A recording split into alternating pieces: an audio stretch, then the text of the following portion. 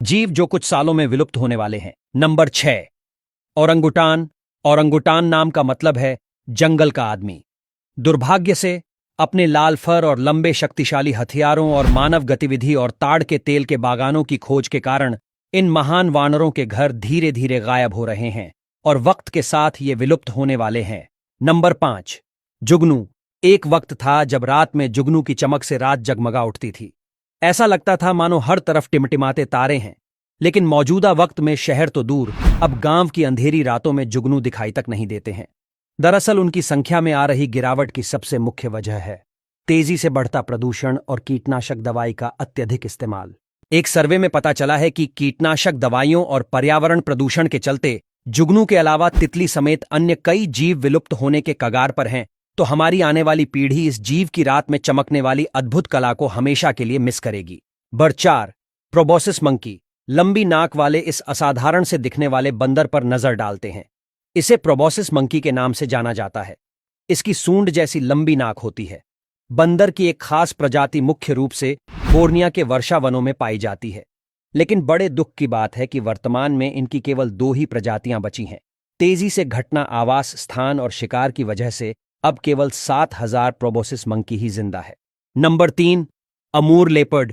इस जानवर की सुंदरता के कारण ये जानवर विलुप्त होने की कगार पे है। दरअसल इस लेपर्ड के पास सुंदर स्पॉटेड फर होते हैं, जिसकी वजह से इसका बड़े पैमाने पर शिकार किया जाता है। रिपोर्ट्स के मुताबिक चीनी व्यापारी द्वारा इनका शिकार कर लिया जाता है, क्योंकि उनकी खाल बहुत ही ऊंचे दामों पर बिकती है। इसके अलावा जंगल की अंधाधुंध कटाई और मौसम परिवर्तन की वजह भी है। 2007 में इसे IUCN रेड लिस्ट में क्रिटिकल इंडेंजर स्पीशीज के रूप में सूचीबद्ध किया गया था और उसे वक्त इनकी संख्या केवल 26 के करीब थी। पर्यावरण वेदों ने साफ कहा है कि अगर इनके संरक्षण को लेकर उपाय नहीं किए गए तो हमारी आने वाली पीढ़ी अमूर लेपर्ड को कभी नहीं देख पाएगी। Number 2, emperor penguin. British Antarctic survey के अनुसार 2017 और 2018 में इस क्षेत्र में कई युवा पेंगुइनों की मौत का कारण लगातार तूफान थे। ग्लोबल वार्मिंग के कारण अंटार्कटिका में बर्फ कम हो रही है, जो एम्परर पेंगुइनों को उनके प्रजनन और पालन के लिए आवश्यक समुद्री बर्फ पर निर्भर करते हुए प्रभावित कर रही है। साथ ही पिघलती हुई बर्फ मछली और क्रिल पर भी असर डालती है, जो एम्परर पेंगुइनों का मुख्य भोजन होते हैं। नंबर 1, सूंस, डॉल्फिन और व्हेल की नस्ल के ये समुद्री जानवर अमेरिका और मेक्सिको के समुद्री क्षेत्रों में पाए जाते हैं। इसे वैक्विटा पोर्पोइज के नाम से भी बोलते हैं। 1997 में इनकी तादाद 500 के आसपास थी। 2008 में इन सूंस की संख्या घटकर 245 रह गई।